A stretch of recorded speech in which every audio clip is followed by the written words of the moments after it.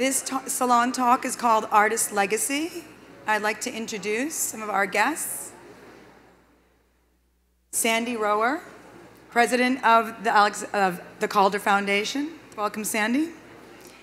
And Josh Baer, that you all may know from the Baer Faxt, and was also an art advisor. So is your microphone on? I'll hand it over. It's on now, yes. Okay. Thank you. Thank you. Can anybody hear? Yes, it sounds like people can hear us. Wait a second for people to sort of move around. The subject tonight is the artist's legacy, and I'll let Sandy also introduce himself. But be curious, how many people in this room are artists? Can I have how many people are related to artists? Okay. How many people missed the Instagram talk and this is the best they could get? Is the second one? Okay, well, sorry. And I don't do Instagram. I'm sorry to those guys.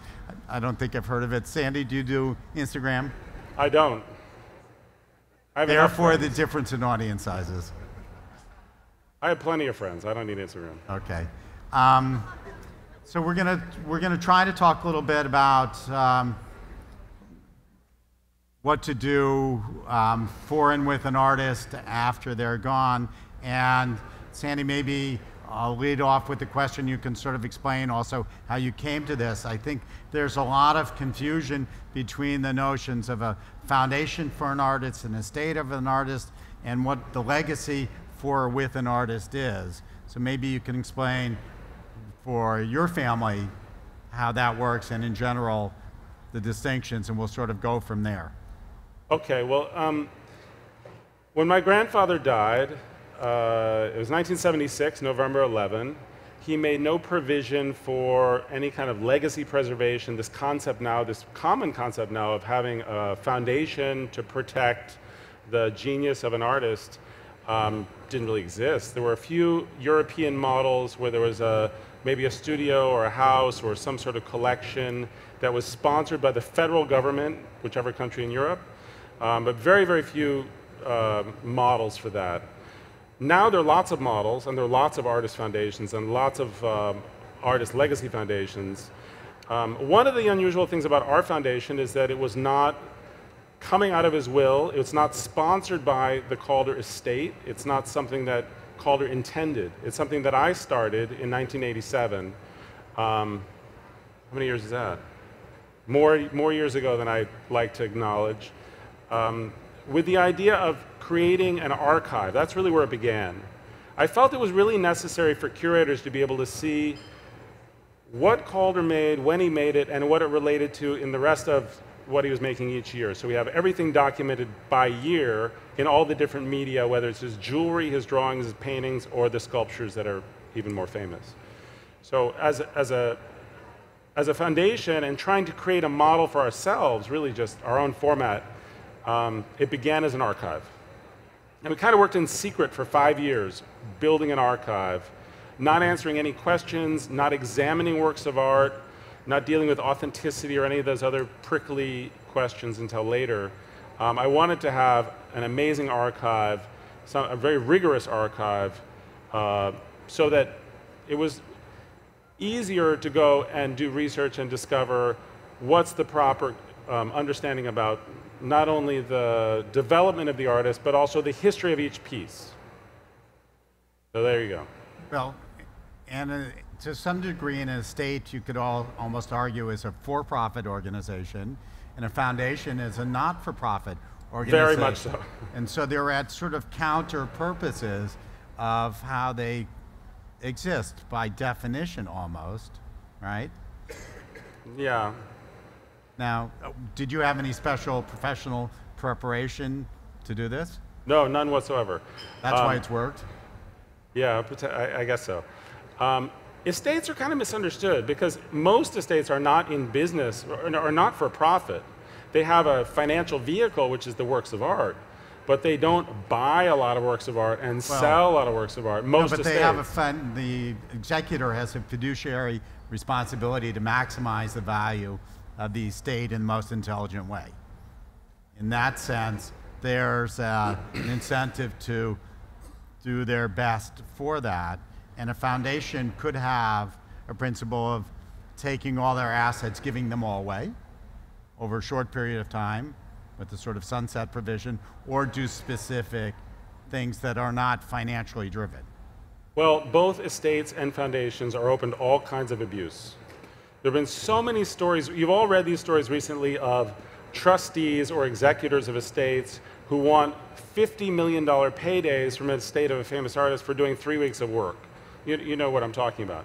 That is abusive. I think that's a terrible thing. I think all of that money should remain with the artist's legacy, and that money should go back into education, exhibitions, and publications about the artist. I think that's very, very critical. Well, do you think that the explosion in the value of the art market over the last 5 or 10 years is a cause of it? In this case that has Florida repercussions, not wanting to talk about Captiva, the trustees argued that because of their skill, that from 2009 when the art market was this, to 2013 that they raised the value of that artist estate by 300% because they were geniuses, without saying, well, the art market has exploded.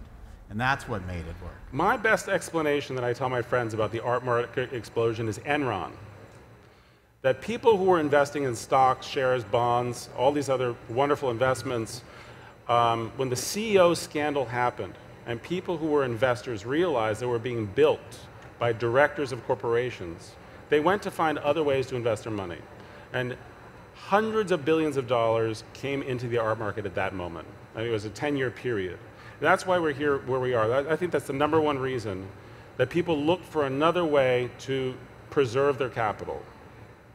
And we were having a discussion before, not about artist estates, but I said to Josh, anybody, every single person who spends more than $20,000 to buy a work of art here at the fair is concerned about its future value. I don't mean that they're going to make $1 million on a $20 million purchase, but they want to make sure they can still get their $20,000 back. Well, he didn't agree with me. I don't agree, but that's another set of topics.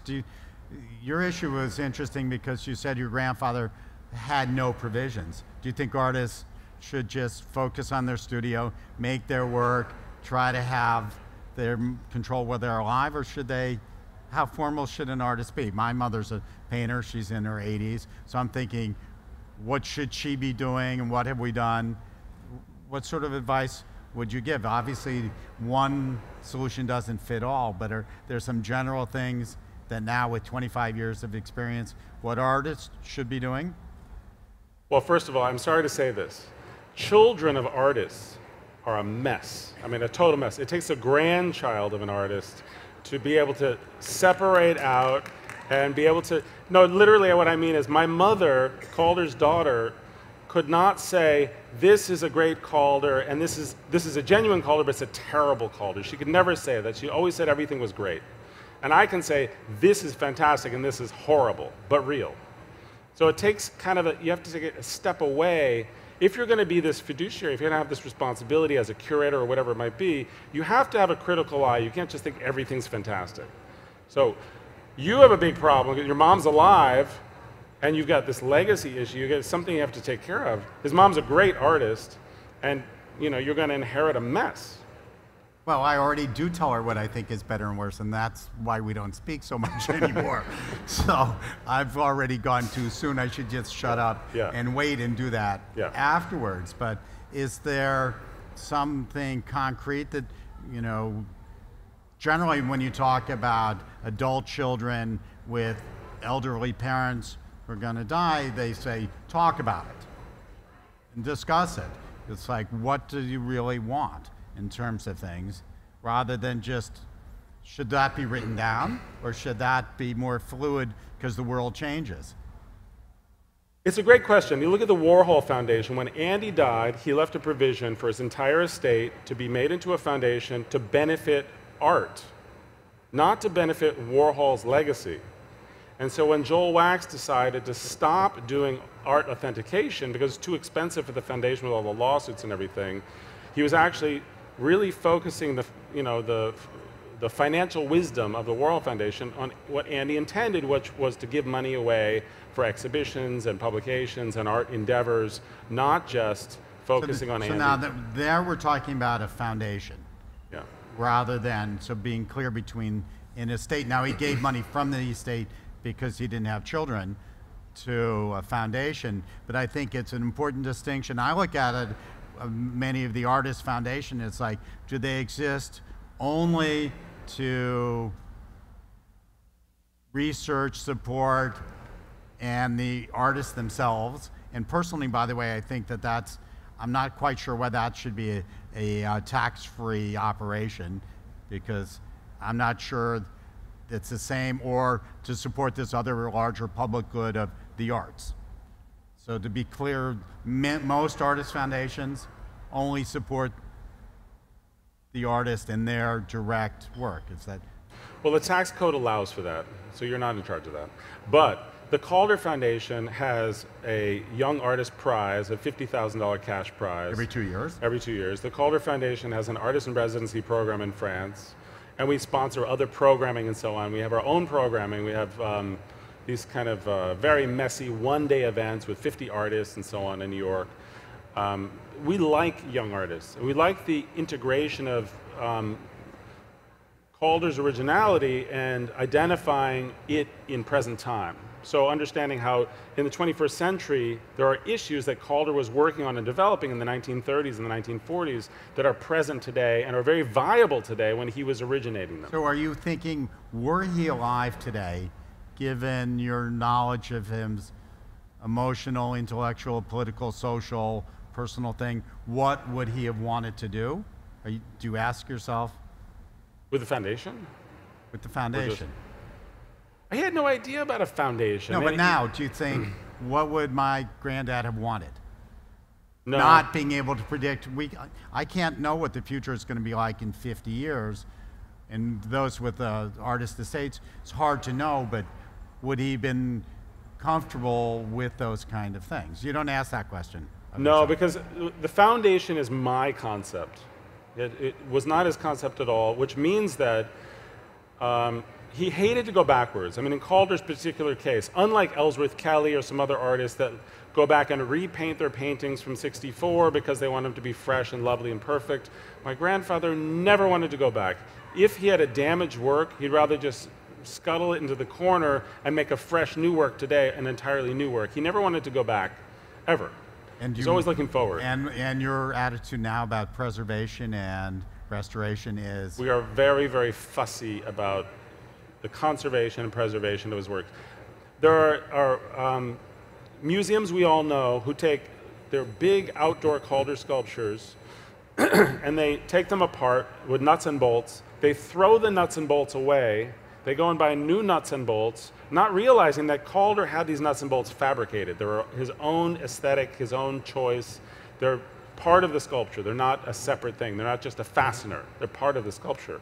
So we have this problem of sculptures without nuts and bolts. So we remanufacture now to his specification these nuts and bolts. We're very, very fussy about it. They have a C in the head for Calder. We're very concerned about conservation, extremely concerned. And you do something interesting in your website. You're actually very concerned about fakes. Now, Calder made 18,000 works or something like that. It's like one a day for 50. 24,000. Yeah. 24,000, I guess, if you all the drawings and all that. That's yeah. How many of them do you know about? 24,000. 24,000. And how many are there in the world that people say there are Calders? Less than 24,000. I would think there's like 40,000 out there. No. People are saying are Calders and you know, I was visiting. aren't. I was about 20 years ago. I was visiting the Matisse estate office in Paris, and they had this one wall of binders of all the Matisse drawings, and they had another wall of binders of all the fake Matisse drawings. They were one for one. They were, you know, equivalent numbers of fake drawings they had documented in the years they had been running this office. There are thousands of fake Calders in our archives, but those are things that some kid made in school and brought home to his parents, and then, 20 years later, his parents pass away. It gets sold in a garage sale. You know, these are not fakes, as it were, with the intention of defrauding anybody. But if somebody brings something to the foundation and we document it, and it's not by Calder, we document it as a fake. We don't want to call it anything else. You put it on your website? So on our website, what Josh is talking about is, I felt it was really important to have a section of our website called Misattributions. We don't call them fake, we call them misattributions. And that includes absolutely fake lithographs where the image depicted in the lithograph was not made by Calder, as opposed to fake lithographs which are copies of known images of Calder's work, if you see what I mean. So somebody would take an original lithograph and make 90 more of them just by taking a picture of it, making plates and printing them. And somebody else drew a fake Calder and then made lithographs. Those ones are particularly interesting because it's not Calder's image at all. Those we've posted on our website, an example of them. Then there are other things that are just confusing, like these mats that were made, supposed to be made in Guatemala and Nicaragua. And then the woman that was in charge of the project, it was to help this earthquake that happened in 1975, was it? It was earthquake relief. And the woman who was in charge of it took advantage and started numbering them as if they were fine art, which they weren't. They were supposed to be household mats to be used up and thrown away. So those are on our website, defining what they're supposed to be, what Calder's intention was, things like that. And there's a fake sculpture, this very ugly sort of elephant seal thing made out of metal, edition 999, totally illegally made by this company in Germany or maybe in France or both. That we posted because it caused so much confusion because there are 999 of them. Well, the advice you can give certainly to the artist if they're interested in preserving your legacy, and the great thing about being an artist is there's a chance for a real eternal legacy of your art that outlives you, your child, your grandchildren, is to keep good records. So, you know, it may not every artist, it's their style, but keep good records. When you made it, now it's even easier digitally, keep it there, and then, by the way, back up that data and tell your kid where the data is, because it may not be so easy to find who owned it, and at least give somebody something to go from, rather than just stuff in a shoebox. So if you're not interested in preserving that and having confusion, then just let it go, and what comes to... Warhol was amused by the confusion of authorship. So that's something the Warhol Foundation tried to deal with, is defining that confusion, but Andy allowed the confusion. It's a complicated issue. In terms of us, I mean, my grandfather left behind tremendous volume of paper, which we've classified, so you can go and see his correspondence with another artist or a curator or an event, an exhibition. We have tremendous exhibition files with photographs. We know what was in every exhibition, so virtually, you know, we have pictures of it, we have the catalog. Somebody tells us, oh, here's my Calder, it was in this show in Caracas in 1955. Well, it was or it wasn't, and we have tremendous records of that. Well, so, and now digitally to make it exist online, I noticed recently there's now an online catalog raisonné of Cézanne, just came out. Now has anybody looked at that? Is it good? It's like, is that changing how things are going to be done? And it used to be that it would take 50 years to build this book, and the Wildensteins had to spend $2 million to build the catalog raisonné, and somehow, I guess, that gave them, just by accident, the opportunity to see every one of that work that suddenly they started trading in, that was used as a different resource. Will that change the game now, to have online catalog raisonnés, do you think? Well, you always have fakes and fraud. So the purpose of the catalog raisonné is twofold. One, to educate curators about the development of a body of work, and two, to protect the legacy, right? But you would not believe the amount of fraud I've seen of what people do. They do the most amazing things. There was this forger who he would make little fake Calders, signed fake Calders, and sell them on his table in the flea market in New York on 26th Street. So smart New Yorkers would walk in and say, hey, how much for that thing on your table? And he'd say, I don't know, I hear it's important, I don't know what it is. He's the guy who made it. I don't know what it is, but I know it's important, it's $2,000. And so you negotiate $1,200 to buy this thing that was worth nothing. And he made a week's salary, and he was happy, and this, you know, these things went out in the world. He made so much money that he actually started buying real Calders. He bought this is amazing, he bought a Calder at Christie's, and a year later, with the actual invoice and the paperwork from the real Calder, he made a copy of it and presented it to Sotheby's with the original paperwork from Christie's. But he kept the real one and he tried to sell the fake.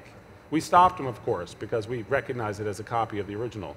But people do the damnedest things. So even if you have a catalog with an A, and even if it's accessible, and even if it's digital and all those things, it doesn't really, you know, it's not the ultimate Somebody else solution. tried that with another artwork, I remember, and they gave the certificate with it. But what the problem was that the owner of the real one, so a guy buys a real one, sells it, then makes a fake one, but he's got this copy of it, so Sotheby's put in their catalog. The problem was at the same time, Christie's had the original. So suddenly now we've got two of them in the same, you know, one day after another, and the guy got caught. It was like, so you... We don't do authentication, we do examination of works of art. And the difference being? Yes. Yes. So, with examination, a few months ago, there was a Calder painting came in the door from a dealer, and another Calder painting came in the door that was the same painting. One was fake. Just by total coincidence, they came the same day. That was kind of, you know, these things happen. It's kind of astonishing. But the foundation is really not in this, you know, protecting the global marketplace business. This is a secondary effect.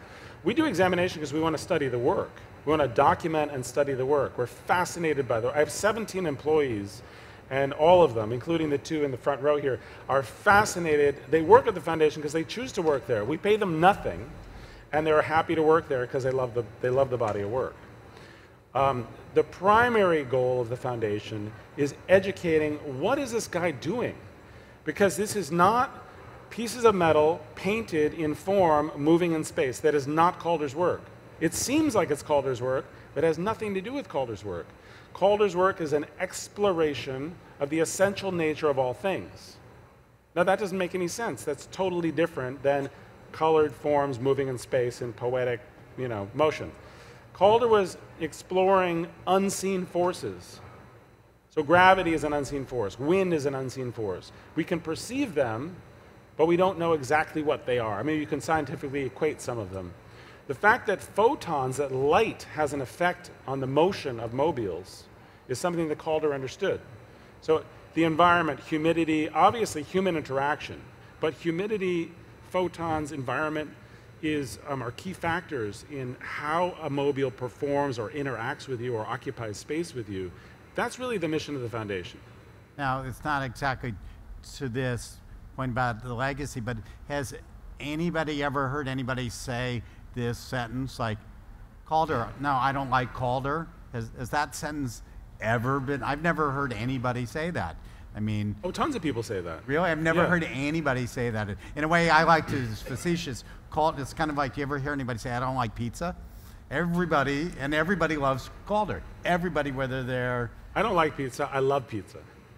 But Peter Marino, who's celebrated this week, he doesn't like Calder. He's actually said it? He's bought a few Calders for his clients, for their homes and whatever, but he's told a few great Calder lovers, oh, don't buy that, you know, don't buy Calder, buy this other thing, buy whatever. So he's a person out there saying he doesn't like Calder. Wow. I've never heard the sentence uttered, so it's like, and because of what you're saying about that it's not just, there's something more to it than these little pieces of metal floating around like that. And that has everybody sophisticated or less sophisticated. Well, it's really challenging work, and that's what probably most of you don't even realize how challenging Calder's work is. But when he became abstract in October of 1930 and made his first 19 abstract paintings, and then started making abstract wire sculptures, they were about interaction of form in space. The definition of space as being permeable, permeable matter. So I know that, okay, so I've lost most of you probably, but what I'm saying is there are forces at work that Calder was exploring that now physicists are calling string theory. What is that energy that binds everything together? That's what Calder was working on. So from 1930 to 1934, he worked on volumes, vectors, densities. These are his titles of works. By 1934, nobody had a clue what he was talking about. So critics realized, oh, these are the universe, the sun, the moon, the patterns of bodies in space. And they started calling these works universes. That is not what they are. They include the universe and all universes, but they're not about the sun and the moon. The spheres in Calder are not representations of spheres in our universe. But things that are something are much more interesting than things that are about something in art. Things that are obsessive are much more interesting than things that are about obsession. Things that are decadent are much more interesting than things that are about decadence in art. And in a certain way, you're saying things that are universal are more interesting things than are about the universe. Well, that's exactly the point. And that's the basic mission of the foundation, is the universal versus this dumbed down definition, the universe. But, okay, so let's back it out again. Do you think there's 3 million artists in America, okay? Do we need to protect all 3 million legacies? I don't. Do you think it's the responsibility of every artist family to do that? No, I don't make judgments about other people's responsibility. I mean, but try to give us some help to, outside of your... I think you're right what you said before, that artists should keep track of their own work. Even if it means taking a snapshot of it and writing down a date and a definition or something, even if you don't say where it was sold and where it was shown and who bought it and all that stuff, it's good to have a record. It's very good to have a record. It's very helpful. Now, is there an organization or group of artist foundations, a formal one? There's a secret society. Don't tell anybody. Of artist foundations in America. We're an informal group. We're not incorporated. We don't pay dues. We don't lobby. We don't do all these things. We get together. We have meetings once or twice a year and talk about the issues that we have. Authentication is one of them because of all the lawsuits and all the costs involved with protecting your opinion of authentication. But there are lots of other things. I mean, people ask me all the time, oh, you did a show, in a certain museum. How was that experience? How was the curator? How was the director? What was how did you negotiate the insurance issue? Things like that. So we share that information amongst ourselves. Now, there was an estate projects for artists who died of AIDS, I believe, where they would give nonprofit legal tax help to those artists and their families. I don't know if that's still, if there's a larger, do you know about that? No, I never heard of that. No. And I don't know if there's a larger body that's saying, listen, you may not have the resources to do all you want because a lot of time, effort, professional help, but I believe there are organizations that will help artists' families and deal with that, or an artist to try to say, how are we going to do this? We don't even have storage. How do you keep these things? Where do they go? Should things, if you can't afford to keep them, should you? Somebody's got to pay for this warehouse full of stuff. There's a lot of really grassroots problems for, I'm not going to say starving artists, but not artists that were able to leave a structure, a financial structure, to pay 17 people. I created the structure to pay the 17 people.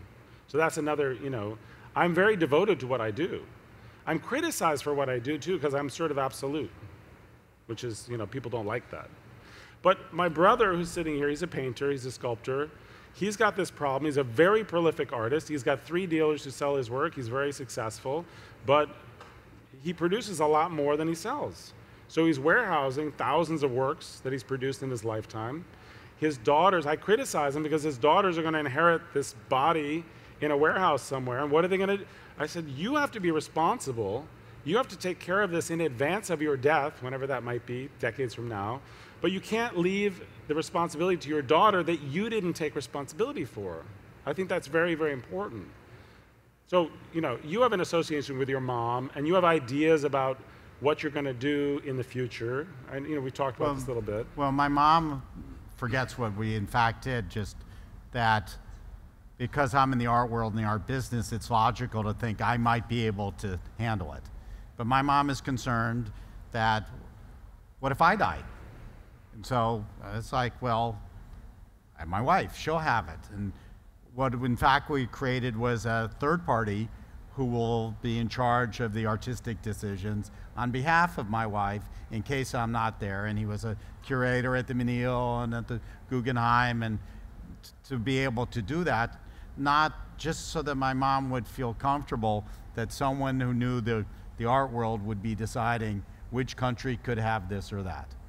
So to give them something, but in fact my wife will be able to make all those decisions, but to give something that's comforting in a third party, an independent party, to say, I will speak for that world in a critical way.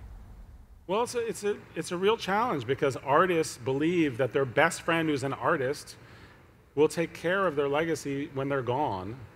And then, unfortunately, sometimes artists make a deal to sell off a whole bunch of your paintings so that the artist can get a show in the gallery that's buying all the paintings. My mom's will, which she hadn't changed in 40 years, named people she hadn't spoken to in 35 as being in charge of her art career. Now, I was a kid when she wrote them, so she needed that. But I said, you know, I have been in this business 35 years. Maybe I'm more capable of people you haven't spoken to in 35 years.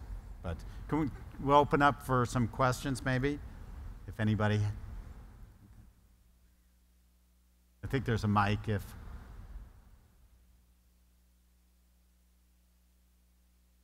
Oh, you either speak loudly or go for the mic. Is there a question? Yes, there's a question. Oh. Hi, hello. Was it easy to figure out that painting was fake, or those two paintings were fake, or how did you figure it out? It was super easy because the original painting was actually coming out of the estate previously. We knew its size. It came out of Calder's studio, and the fake painting was the wrong size. The fake painting was made out of a book, so somebody, not only the height and the width were the wrong size, but dimensionally the ratio was not correct, because in the book it had been cropped a little bit. So they copied it right out of a book. The paints were wrong, the canvas was wrong, the canvas was new, it was made probably 10 years old, something like that. It was very, very easy to, we didn't need the real painting to determine that the other painting wasn't by Calder. But it was just, the interesting thing was that they both appeared at the same time. Strange things happen at our foundation a lot. I mean, the appearance of things happen. It's just bizarre occurrences. I don't know But if you don't write on the back the one you returned fake. No. Or misattributed? Misattributed to Calder? No, we don't. We document it and we make a file for it. Sometimes we'll see a piece which is not by Calder and it's in the marketplace and we tell the owner it's not real. And he says, okay, thanks. I bought it at a flea market for $5. It's no big deal. And then 2 years later, we see it on eBay as a work by Calder. And then we kick it off eBay because we hold the rights for Calder on eBay. We police eBay and try and kick all the fake stuff off. And then 2 years later, we'll see it again in the marketplace with a provenance gift of the artist to the current owner in 1956. Totally fictional, totally made up. You know, the life of these things go on. We're not allowed to seize and destroy works of art, fake works of art in America. But some foundations or authentication committees make it as part of your application process that they're allowed to write fake on it if they decide that. And that's a pretty onerous. We've chosen not to do that. We also don't make photo certification, so we don't take a photograph and write on the back an original work by Calder with the date we saw it or anything like that, because the photo certificates are faked, or somebody will take a real photo certificate and apply it with a fake sculpt. All these abuses happen.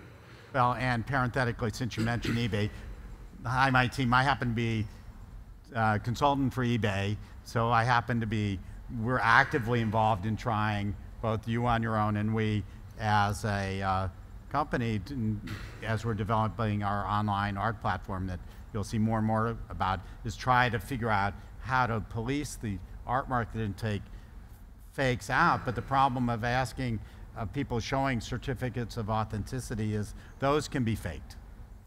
And the more information you show what real ones look like, the more opportunity you give to somebody else to say, oh, that's what they look like, I'll make one. So the lack of one can be, it's not enough that those things don't exist to make them not real.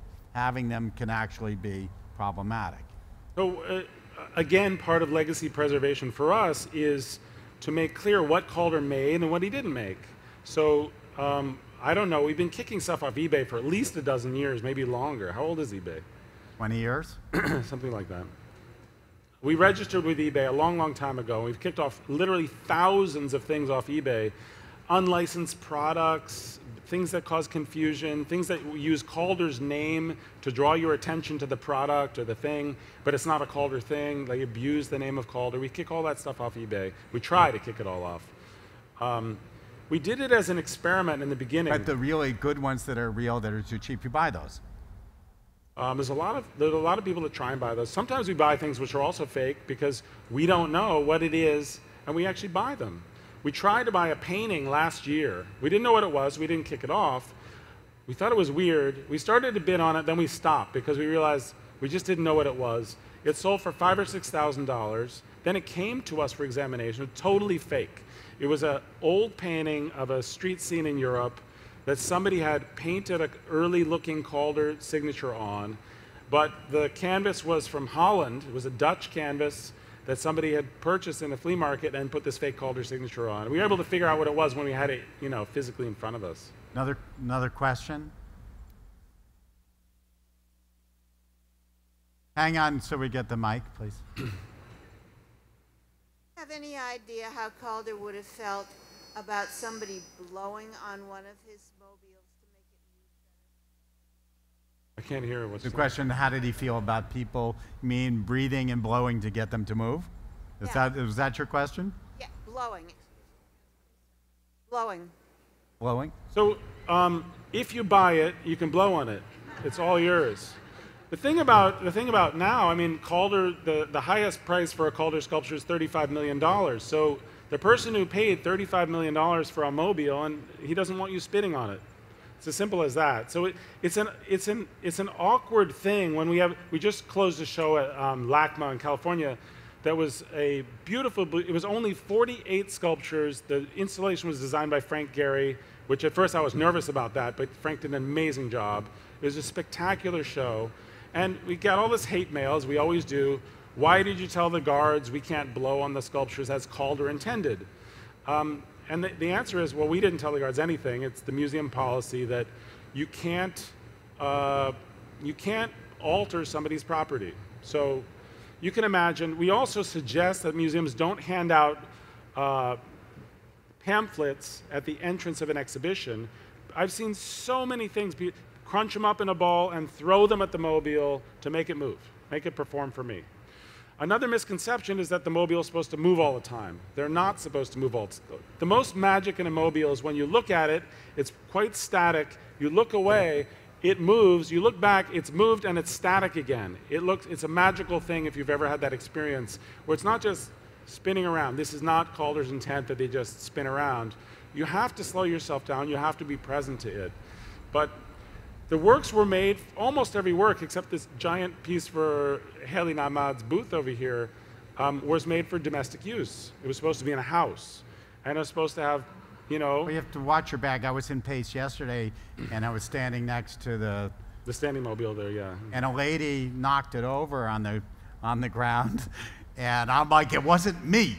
And she was like, she wanted to die. And Mark Limcher came over, and he picked it up off the floor and he put it back together. But this was a panic moment and a loud moment just yesterday. I bet it was noisy. And I told her that she would get a much better discount if she bought it before she broke it. But my humor was not well received. But you will get a better price if you buy it before you blow on it. And your question is a very serious and an honorable question. It's a difficult. There's no perfect solution to the question. Museums have the responsibility to protect their collection and protect the works that they borrowed, and owners don't want you, damaging or potentially damaging their works. So we all want to touch sculpture. It's so physical. It's like your hand just goes for it every time, and if you touch that Donald Judd, it's a problem. If you touch something else, it's not. And it's a risky proposition. Our contract, the foundation's contract, when we loan works to museum exhibitions, it specifically stipulates that there has to be a guard in each and every separate gallery where our works are displayed. Not a roving guard, not a guard who stands in the doorway between two rooms and looks both ways. Because Calder's work is exceptional, everybody wants to engage it because of this idea that Calder intended that he wanted you to activate it and be present to it. So it's necessary for the preservation that we have to have. I wanted to go back to something you mentioned, but to ask you about the origins of having the Artist in Residence program in France, which I know has been incredibly successful and important to many artists in their career. So I think that whole part of your vision of the foundation, I think, is wonderful and should be talked about a little bit more. Well, the residency program actually came out of I started the foundation in New York, and separately the foundation in France was started. It was my mother and her sister, my aunt, the two Calder children, had this problem. They had this giant studio in this house in France that was empty, and what do you do with it? And they, with my grandfather's friend and lawyer Stanley Cohen, they went to the Ministry of Culture and said, can we reactivate the studio in some fashion? And then the Minister of Culture, Dominique Bozo, decided to use state funding to get this program, get it started, and it was a really, really good program. It's been 25 years now. We do it 3 artists a year for 3 months each, single artist at a time. They get funding, they get an assistant. It's in rural France. It's been really great, and its association to Calder's legacy is very, very important to us. And then the Calder Prize is something else. It's something we give in Venice every 2 years. Our last prize winner was Darren Bader. Probably a few of you know who Darren Bader is. There's a piece here in Andrew Kreps's booth. Go see Andrew Kreps, and you'll see this weird mishmash of stuff. It's hard to access. The first piece of Darren Bader I saw really pissed me off. It really pissed me off, and so I bought it. It was very difficult work. But the engagement with Calder's legacy is something that's, in all these different aspects, whether it's policing on eBay or honoring young artists, it's all part of what we do. Another question here. Hang on so everybody can. Thank you for sharing your idea. And back to your mention, I have a question regarding bolt and nut in conservation issue-wise. You mentioned Calder choose as like an object, even industrial bolt and nut, right? That's correct? Yes. My understanding, yes. He was very precise about the nuts and bolts in his sculptures, so much so that in the second half of his career, he had manufactured his own nuts and bolts to the aesthetic that he wanted. Yes, thanks. What about repaint? You, as far as I know, Calder Foundation allowed to repaint every individual collector. So that's my understanding. So I'd like to ask why you... I'm glad you asked that, because it's absolutely not correct. What's correct is that virtually, and there are exceptions, virtually every outdoor sculpture has a technical finish. It wasn't painted by Calder's hand with a brush. It has a technical finish, it has a technical color, and a technical reflectivity. So if you leave a red sculpture out in the sun, in direct sunlight for 5 years, it becomes pink. And you have to renew the surface so it's back to Calder's intended red or black or whatever the color might be. We very much are eager to provide advice about Calder's intent for how the sculpture should be presented. We are not in agreement with repainting sculptures that have Calder's hand involved with the surface. Absolutely not. We believe that that should be treated like a painted surface, like a painting, like a Rothko. You don't repaint a Rothko, you shouldn't repaint the Calder. His brush stroke, his hand in the sculpture, is a very, very exciting and key ingredient. You can see the movement of his hand incorporated into the movement of the sculpture. So I invite anybody who's interested in the conservation question with a specific work, always be in touch with us. We don't make any kind of bland statement, yes, repaint, don't repaint. Like, what's the sculpture? Send us pictures. We want to know what the condition is. We want to give advice. Thank you. Sorry, let me ask you one more question. Yes. Twofer. What about, do you have an idea for artists to resale right? Could you share your idea for that? What was the question? She's asking about my opinion of artist resale right. And for those two of you in the audience that don't know what she's asking about, it's the question that when a work of art is sold, primarily the artist gets paid, and then when it gets sold on the secondary market or sold third and fourth and fifth time, shouldn't the artist receive a percentage of the increase of value, of the sale, a royalty essentially? When musicians' music is played on the radio, they get paid. Every single time it's played on the radio, they get paid. And the suggestion is every single time a work of art is sold, the artist should get a residual right, a residual royalty. It's a very complicated question. It's sort of, in a way, it's kind of almost an anti-American. The old school idea was it's anti-American, Capitalism. What? It's Anti-capitalist kind of concept. I've come around to liking the idea, since you're asking my personal opinion. The Calder Foundation, which owns Calder's rights, would benefit, and that money would go into programming, and I think that's very good. It's complicated because the artists who sell for tens of millions of dollars probably don't need to receive that resale royalty, and artists who are less famous, who, when a painting is sold the third time and it's $100,000, it might be nice to receive a check for a few $1,000s for that artist. But the artists that you're hoping to serve, those 3 million artists, won't ever get anything. No. And it may discourage people from buying younger or lesser known artists if you have to then be involved in the administration of paying these royalties. Well, in a broad stroke, I believe that the artist rights administrators are the ones who will make significant money from administering these rights, and the people who, people that should get $1,000 or $2,000 or $6,000 a year and could really use that money are going to get very little of it. But it's a complicated issue. Yeah, but Josh, also, what about the point that if a collector buys a work of art by an artist and the art goes down in value over the next 10 or 20 years, does the artist have to give money back to the? I mean, it goes both ways. Yeah, I'd like, if I lose, do they pay me back? I'm opposed to it as maybe if I was a grandson of a. I'm generally in favor of it. So you have both points of view. But can I just add that much more importantly is copyright. So copyright provides an income stream to artists.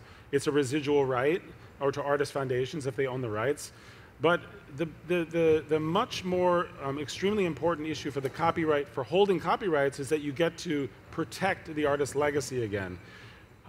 Some people don't like it. I think it's a fantastic vehicle. It's what allows us to kick the fake stuff off eBay very easily. Yeah, and it preserves the intellectual content for the future of keeping it off coffee cups and T-shirts or whatever, and I'm all for that, I think. And when you buy work of art, you don't get the copyright when you own it, except in rare cases where museums ask for it. But just when you're talking about, the legacy, I don't want to put you on the spot with specific cases in your opinion, but it's interesting now because we have issues about posthumous casts, where they intended to be made posthumous. We have the issues of things that are made, famous minimalist artists who use fluorescent tubes. Do we need to keep those tubes? And then that family has a disagreement. The artist said, never make anything after I'm dead. And the kid said, well, you know what? We're going to make them anyways.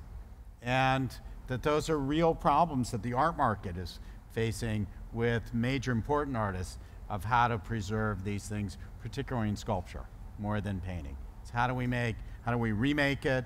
How do we keep those materials? How do we judge how important it was for the artist himself to make that photo print or that cast? And I think you would agree that every case is a different one. It is, and we're lucky in that Calder was extremely devoted to making unique sculptures. So we don't have this issue of, oh, he cast 4 of them you know, 4 of 6 was cast when he died, and let's cast 5 of 6 and 6 of 6 in editions, because we don't have editions. We do, strangely, because we own the right and the moral right, it means that we could decide, you know, the sculpture at Heli Namad's booth, let's make 6 more of them. But let's not, you know, let's not spoil the image of the original. Let's make 6 more that are 5 times bigger. Or 1 inch, is 1 inch big enough to be different? Or 1 inch, and then put the foundation stamp on it, and there's a market for that, certainly. But we think that's a terrible, terrible thing to do. One last question, because I know we've run over, if there is. My question is, does it benefit an artist who's a prolific artist, or because I've had so many people give me different opinions, like if you're a prolific artist, you produce a lot of art, it actually hurts you as an artist, versus in some other... I mean, like Picasso, Warhol, well, Calder, Richter, and Basquiat. that's been my argument, but I hear that from from gallery owners saying, well, we don't want artists to produce a lot of work because we want to limit the amount of pieces that we sell on the market. I mean, they want to sell less art? The dealers are saying? It's a great question Yes. for Gerhard Richter, because Gerhard Richter is a really prolific artist. He's also a tremendous cataloger of his work, and he's also amazing at destroying ineffective works. He's destroyed lots and lots of paintings in his lifetime because they didn't function, they didn't work. His squeegee paintings, he's destroyed lots of them. He doesn't even document them. There is a great website called Gerhard-Richter.com with great virtually catalog resume, but it's not made by him, it's made by a collector. I don't know if you knew that. His website is made by a collector? Gerhard-Richter.com, which is a great resource. I thought that was his website. No. But, you know, if I often say if Vermeer were alive today, his dealer would say, you know, it's Art Basel Miami. What do you mean you only made 2 paintings in the last 4 years? I need 2. And there's also, you know, Art Singapore coming up, and his dealer in Stuttgart, and Vermeer would have no career because people are saying, you know, hey, you know, I need more product, man. And so it's like counterintuitive. You would have hired more studio assistants. No. So each case is a different example. Yeah. So thank you. Thank you for coming.